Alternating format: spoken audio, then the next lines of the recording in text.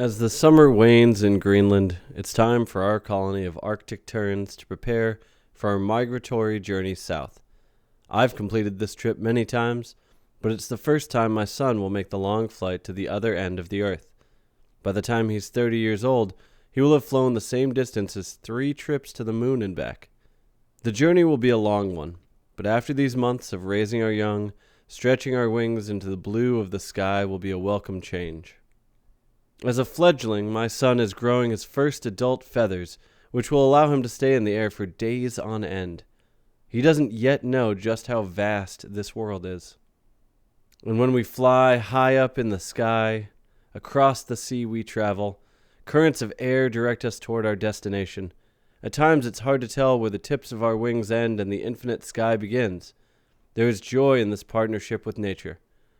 My son spins and soars and climbs up, up, up into the air with every wild gust of wind. It isn't long before we reach the North Atlantic Gyre, a great circle of ocean currents. It's time to rest and eat.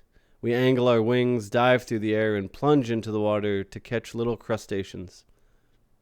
But much of where we have always fished here is now filled with plastics. My grandson and his friends are too young to know that it used to be different. How do I explain it to him when he can't imagine the world any other way? As we continue our flight, I wonder how to tell him how dense the forests of France and Spain were, or how many fish there used to be along the African coast. Along the Falkland Islands, the coast is more pristine and food is more abundant. My son arcs and swerves and dips and dives through the warm air. Within several weeks, we reach Antarctica, our southern home. My family will stay here for 3 months to eat, play, grow new feathers, and rest in the long hours of daylight. With the added troubles we face each year, it's important to enjoy these happy moments and take time to regain our energy and strength. In the early days of March, it's time to ride the wind currents and head back to our Arctic home. On our return journey, we traveled the Atlantic, only occasionally skirting the eastern coasts of South and North America. We come to many rivers that pour into the open sea and no longer carry healthy populations of fish that we rely on. Even the bugs are scarce. We continue northward, searching for food. My son is weak and hungry from so many days of flying. I am tired too. With the wide expanse of the ocean before us and many, many miles to go before we make it home, fear grips us.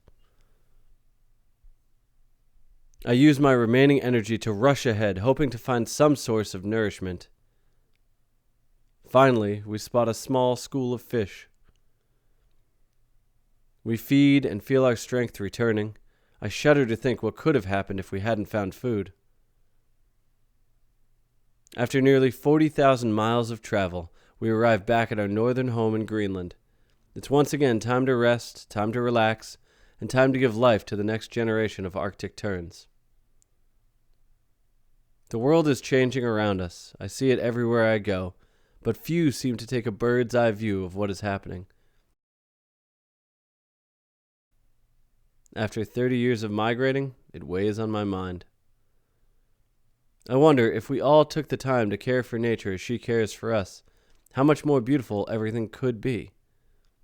For it's not just about us, it's about all those we love.